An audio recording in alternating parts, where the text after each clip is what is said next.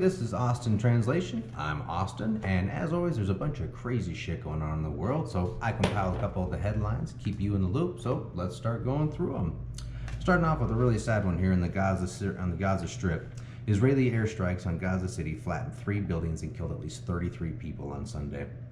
It was a single deadliest attack since heavy fighting broke out between Israel and the territory's militant Hamas rulers nearly a week ago. A little bit of rundown on this. Last week, Hamas allegedly fired rockets into Israeli territory. It was stopped by what they call the Iron Dome, which is Israel's air defense, largely paid for by, you got it, the U.S. taxpayers. But basically, it throws out a bunch of flares, it senses short-range rockets, and has a very high success rate of stopping them, and we'll cover some of those numbers here shortly. But Israel does appear to have stepped up airstrikes in recent days to inflict as much damage as possible on Hamas, as international mediators try to broker a ceasefire. At least 181 Palestinians have been killed in Gaza, including 52 children and 31 women, with 1,225 wounded. Only 8 people in Israel have been confirmed killed, including a 5-year-old boy and a soldier. Hamas and other militant groups have fired some 2,900 rockets into Israel. The military said 450 of the rockets had fallen short or misfired, while Israeli air defenses intercepted 1,150 of those. Again, that's the Iron Dome working for you. The interception rate, however, appears to have significantly dropped since the start of the conflict, when Israel said 90% were intercepted. The military did not immediately respond to a request for comment. Israel, meanwhile, has carried out hundreds of airstrikes across impoverished Gaza, which is home to more than 2 million Palestinians and has been under Israeli and Egyptian blockade since Hamas seized power from rival Palestinian forces in 2007. The Iron Dome, in case you're curious, has been in place since 2011. Also, out of weird news, in Houston, I don't know if you guys saw this, but I've been tracking the story over the past week. A gigantic Bengal tiger was on the loose in a Houston suburb neighborhood. The video that I saw first came from, it looked like a cell phone footage that was taken from the second floor, fortunately, because there's this big ass cat walking just in the front yard, untethered. There's like cars stopped all along the street, and an off-duty police officer was there, and he had his gun drawn on the cat. And the cat just kind of slowly kept sauntering his way towards him, and eventually made his way back home. Well, then there's another still frame that I saw. Some guy had his arm wrapped around the tiger and had his arm up to the cop like, stop, stop, stop. And the cop had his gun drawn and was yelling at the guy. Story goes on, though, that the guy ends up putting the Bengal tiger in the back of his Jeep, drives off before the cops get there. They can't find the guy anywhere. Turns out the guy took off running, was out on bail for a murder charge that he's awaiting trial on. He turns himself in, still can't find the tiger though, so everyone's worried. Is the tiger dead? What's going on? Turns out the tiger is fine. And this story by the New York Post says a Bengal tiger that has been missing for a week in Houston, and which prompted hundreds of tips around his possible whereabouts, has been found safe. The tiger appears to be in very good health, the Houston Police Department Commander Ron Borza said. So what are you going to end up doing with the cat? Turns out that on Sunday, India, which is the name of the Bengal tiger, is slated to go to Cleveland Armory Black Beauty Ranch in Murchison, Texas, which is about 3 hours north of Houston. So I saw this cat. I'm like, that is the biggest fucking cat I've ever seen in a neighborhood before. Well, it turns out as I'm reading this, he's not even full grown. He's only 9 months old and weighs 175 pounds. Well, how big do tigers get? Turns out they can get up to 600 pounds.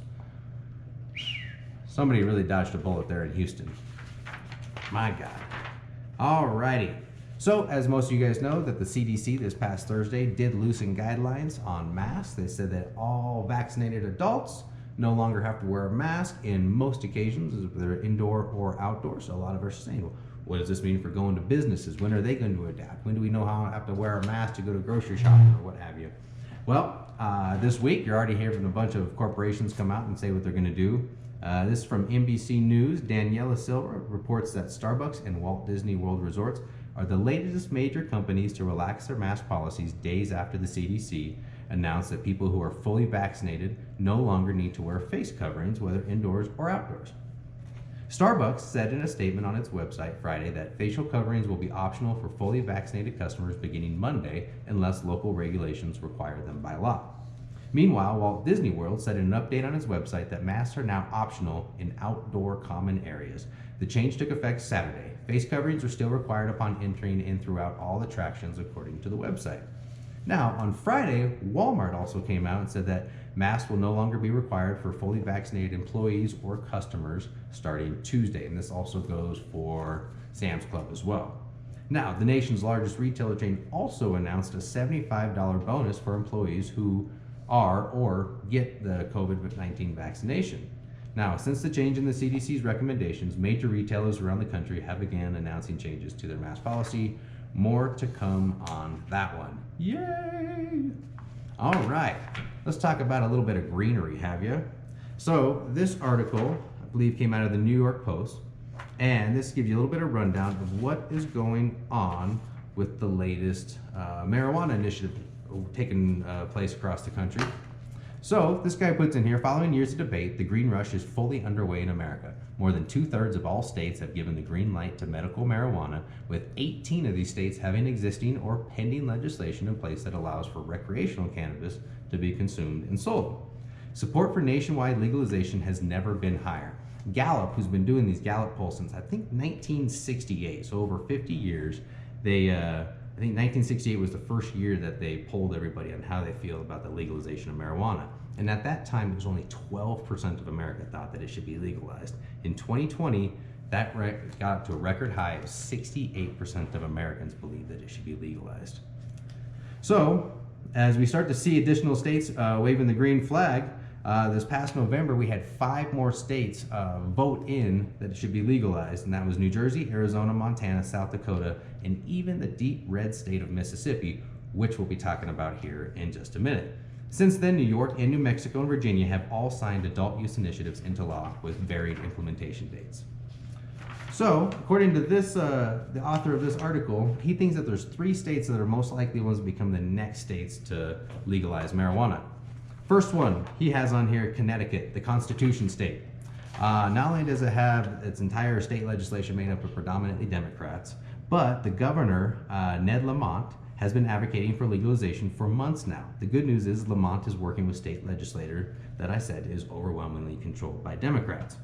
So the next one, Minnesota. Now, unlike in Connecticut, where the Democrats do have control of the state legislature, there's a pretty mixed bag in Minnesota. However, virtually all progressive legislation does typically get stymied by the Republican-led state Senate, and history has shown that party-line votes are common in Minnesota, which makes it unlikely that we see the Gopher State's legislature greenlight recreational weed in 2021, but there could be a ballot initiative in 2022. Now, the last one is Hawaii, and that's probably one that we all look at and go, why the hell hasn't Hawaii legalized weed yet, right? Well, it turns out, according to this guy, that the answer to that is the governor, David Ige. I believe it's David Ige, it's I-G-E. He says he's the answer as to why it's not legalized. In 2019 alone, he vetoed 3 different legislation bills to try to legalize it.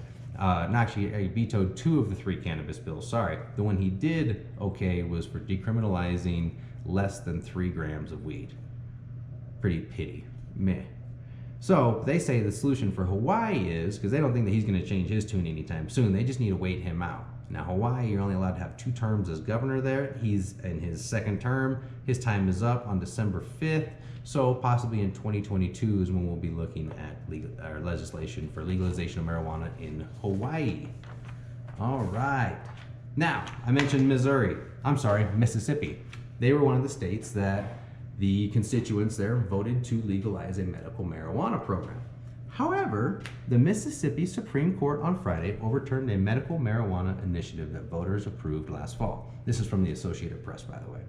Now, 6 justices ruled that the medical marijuana initiative is void because the state's initiative process is outdated. Let me give you a little rundown of what this is. Back in the 90s, they used to have 5 congressional districts in Mississippi. And they came up with the law that if you're going to have these ballot reforms, that it has to have 1/5 of the signatures from each one of the areas. But in the 2000 census, they lost some population, so they lost one of those congressional districts. It went to a different state. So now they only have 4. But they never actually updated the they never updated the laws there so that you could do this. So now they have this ballot reform where they got all the required signatures, they passed through the process to get onto the ballot. All the constituents there voted to legalize marijuana. They outturn them and they say, well, you only got it from 4 districts.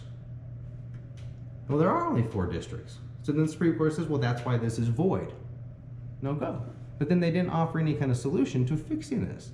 So it is still impossible for the people of Mississippi to get anything passed via a ballot reform or signatures. So basically what this is you have a blow to personal rights, civil liberties. This is a blow to democracy. The people who live there in Mississippi, they voted for something and the court's just saying, we don't really care. So I really do feel for them. It'll be interesting to see how this turns out over there. It did make me wonder though that since 2000, how come they haven't updated anything? And it turns out that they have tried 7 different times. There's been bills passed to try to update this, but through some stage in the process, it's faltered along the way and nothing has happened there. So sad day for the people of Mississippi there. Now, going from one of my favorite topics to yet another one, sports. Albert Pujols, surefire first ballot Hall of Famer. He is signing with the LA Dodgers. Pujols was just in his last year with the Los Angeles Angels with a 10-year, what was it, $240 million contract. At the time he signed that, it was unheard of. No one's seen a contract like that in baseball before. He made it all the way through the 10 years, and they ended up whacking him on the last year of his contract. They released him this past Thursday, signed on with the Dodgers. He's going to be making $420,000, but that actually gets subtracted from the $30 million that he's owed from the Angels already this year. So he's still sitting pretty there. Pujols going to be a Dodger.